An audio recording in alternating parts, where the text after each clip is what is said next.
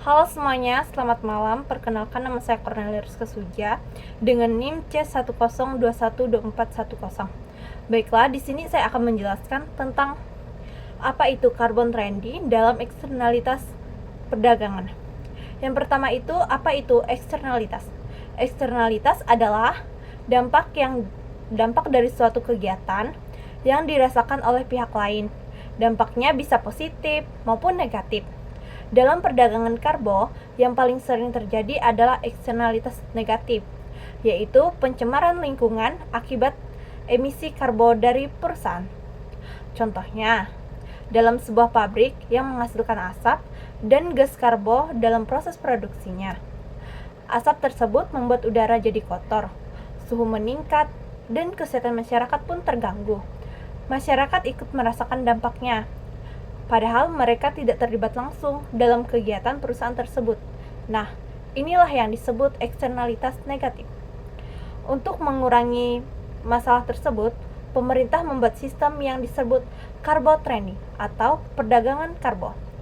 Dalam sistem ini, pemerintah menentukan batas emisi karbo bagi setiap perusahaan. Jika perusahaan berhasil mengurangi emisi dan berada di bawah batas emisi yang ditentukan, perusahaan akan mendapatkan kredit karbo. Kredit karbo ini bisa dijual kepada perusahaan lain yang emisinya lebih tinggi. Dalam carbo trading terdapat beberapa pelaku utama. Yang pertama adalah pemerintah. Pemerintah berperan utama dalam membuat aturan, menentukan batas emisi, dan mengawasi jalannya perdagangan karbo. Yang kedua adalah perusahaan penghasil emisi tinggi, seperti pabrik ataupun industri besar. Jika emisi melebihi batas, mereka harus membeli kredit karbo. Yang ketiga adalah perusahaan ramah lingkungan. Perusahaan ini menggunakan teknologi yang lebih bersih, hemat energi, atau melakukan penghijauan, sehingga emisinya rendah. Karena berhasil mengurangi emisi, mereka mendapatkan kredit karbo untuk dijual. Dan terakhir adalah masyarakat. Masyarakat merupakan pihak yang merasakan langsung dampak dari pencemaran ataupun perbaikan lingkungan. Contohnya seperti ini.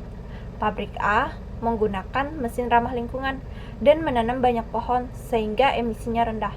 Karena itu, pabrik A mendapatkan kredit karbo.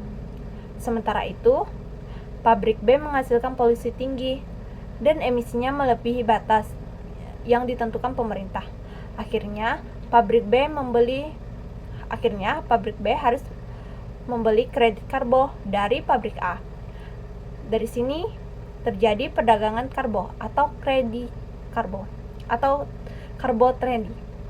Jadi, sebelum ada carbo trading, perusahaan bisa mencemari lingkungan tanpa memikirkan dampak bagi masyarakat.